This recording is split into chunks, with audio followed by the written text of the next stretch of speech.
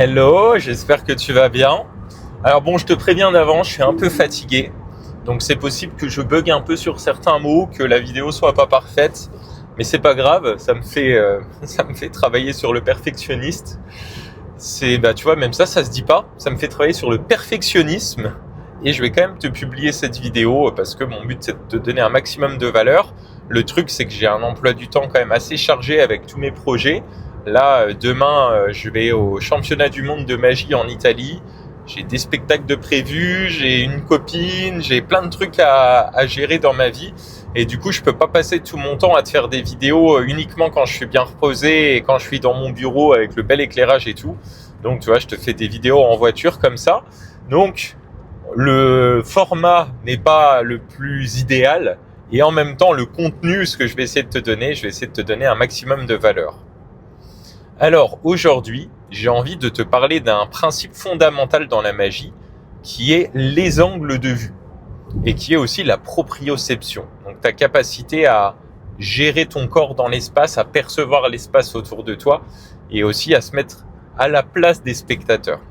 Alors en magie, tu as sans doute remarqué que si tu fais un tour de magie face au public, ça se passe bien, mais très souvent quand les gens sont derrière toi, ça te fait un peu chier. T'aimes pas qu'ils soient derrière toi, les gens, les spectateurs, parce que du coup, ils vont voir certaines choses. Ils peuvent voir ton break aux cartes.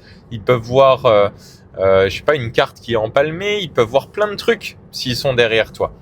Et donc, ça, c'est ce qu'on appelle les angles de vue. Il y a certains angles où les spectateurs vont être positionnés où on ne voit pas le secret, et d'autres angles où c'est des angles un peu critiques. Et donc, pour gérer les angles de vue, il y a plusieurs choses à faire. Premièrement, tu vas devoir t'entraîner un petit peu devant la glace, devant un miroir, dans différentes positions. Donc, imaginez que tu as un spectateur juste en face de toi. Tu t'entraînes, tu fais ton tour, ta manipulation, et tu regardes si on voit ou pas tes techniques et tes manipulations. Le but, tu l'as compris, c'est qu'on ne voit pas ce que tu fais. Ensuite, tu vas pouvoir te tourner un peu et imaginer que le spectateur est en face, mais toi, tu es de côté. Parce qu'il y a des fois, tu vas avoir plusieurs spectateurs. Ça va pas toujours être une seule personne en face de toi.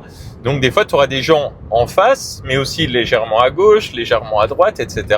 Et donc, pour ça, tu peux t'entraîner devant un miroir ou devant une caméra et te mettre dans différents angles de vue pour essayer de repérer si on voit le secret ou pas. Alors, il y a un truc qui est cool, c'est qu'ils vendent aussi des miroirs. J'avais ça quand j'ai débuté la magie.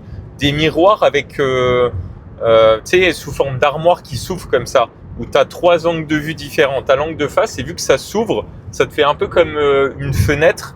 Tu as les 2 autres angles aussi. Donc, c'est pas mal. Ça, c'est très cool pour s'entraîner. Je t'invite à acheter ça. Je regarderai si je t'en trouve un sur Amazon. Je te mettrai un lien dans la description, si j'y pense. S'il n'y a pas de lien, tu te débrouilleras. Tu sais rechercher sur Internet. Mais voilà, peut-être que j'en ai un à te recommander. Donc voilà, première chose, travailler les angles de vue, regarder avec un miroir ou une vidéo. Deuxièmement, ça va être de te mettre à la place du spectateur, d'apprendre à te mettre à sa place, de te dire ok, si moi je suis dans cette position, est-ce que le spectateur qui est à ma droite là voit le break, voit l'ouverture que j'ai dans mon jeu, voit le petit doigt qui est coincé, tu vois. S'il le voit, c'est pas top, tu vas devoir t'orienter pour qu'il ne le voit pas. Et donc, ça nous amène à un deuxième principe pour bien gérer les angles de vue, c'est que c'est toi le chef d'orchestre, c'est que c'est toi qui dirige l'expérience pendant que le tour de magie a lieu. Tu dois avoir un rôle de leader dans le sens où tu vas driver les spectateurs, tu vas leur dire ok, tiens, viens là Pascal, mets-toi là, et tiens Pauline, mets-toi là. En fait, tu fais ce que tu veux des spectateurs, tu peux leur dire de se placer à tel ou tel endroit, mais tu vas pas leur dire mets-toi là, sinon tu vois le secret.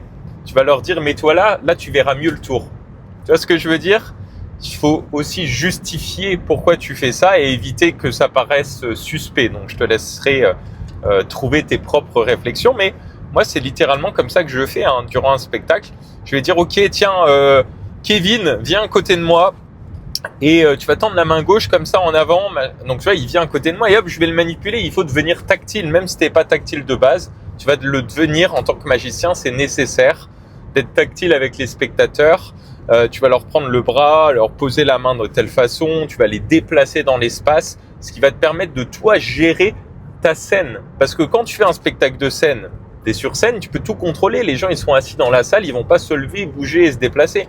Mais quand tu fais du close-up dans des cocktails, durant un repas, ça va, ils sont à table, ils bougent pas. Mais durant un cocktail, les gens, ils viennent, ils repartent, ils bougent.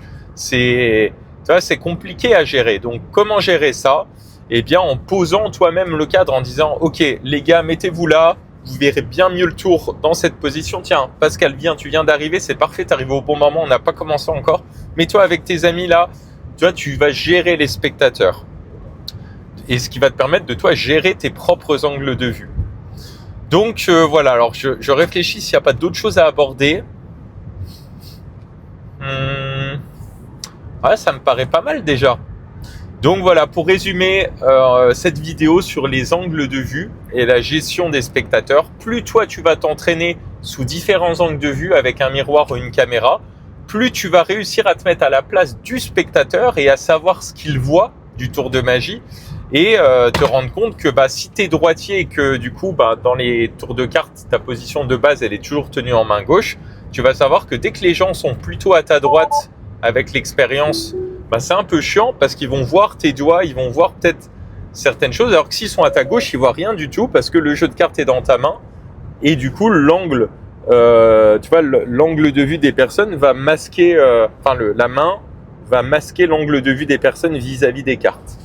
Donc tu vois, tout ça, ça viendra avec l'expérience, mais c'est hyper important parce que si tu prends pas en compte tout ça, en fait, on va voir certaines de tes techniques et même des fois les gens seront un peu polis, ils te le diront pas, ils oseront pas te le dire. Mais voilà, c'est hyper important. Et donc pour ça, pour faciliter les choses, n'hésite pas à bouger les spectateurs et à toi-même bouger ton corps. Dernière chose là-dessus pour finir cette vidéo, t'es mobile, t'as 2 jambes, t'as 2 bras, ton corps il peut bouger. Tu vois, si là admettons je ferai disparaître une pièce et que j'ai besoin de cacher la pièce dans ma poche gauche là, eh bien, je vais me mettre à bouger et je vais me mettre dans cette position par rapport à toi. Et du coup, dans cette position, si je mets le bras le long du corps, tu vois, peut-être que là, alors je vais pas trop me contorsionner parce que je roule quand même. Attends, je réactive l'autopilote. Donc, tu vois, si jamais je me mets dans cette position, tu vois pas mon bras là. Et donc, si tu vois pas mon bras, je vais pouvoir tranquillement mettre la pièce dans la poche. Donc, tu vas gérer aussi cette partie-là, la proprioception, sa gestion du corps dans l'espace et sa perception de ton environnement. C'est hyper important. Et encore une fois, ça vient avec la pratique. C'est pour ça que moi, très souvent, j'aime pas faire des tours assis. J'aime pas faire des tours et être assis avec les gens. Je préfère être debout et pouvoir me déplacer, et pouvoir déplacer les gens. Ok ? Donc voilà. Les concepts hyper importants, les angles de vue, peut-être que je t'en reparlerai dans d'autres vidéos, mais voilà, c'est très important et ça va bien avec la vidéo que je t'ai fait avant, mais qui sortira sans doute à un autre moment sur la chaîne, où je te parlais de... Je sais plus de quoi je te parlais. Je suis fatigué. En tout cas, je suis content parce que l'essentiel de la vidéo est là. Tu as le message le plus important que je voulais te transmettre. Donc voilà, sur ce, on va arrêter là. Et je te souhaite une très belle journée. Rejoins-nous sur Discord, le lien est dans la description. Tu auras accès à des lives exclusifs et tu pourras m'envoyer tes tours en vidéo et je pourrai te faire des feedbacks, voir si tu respectes bien les angles de vue. Donc voilà, c'est gratuit. Clique sur le lien dans la description. Rejoins-nous dans notre groupe privé. Et je te dis à tout de suite de l'autre côté du miroir. Ciao!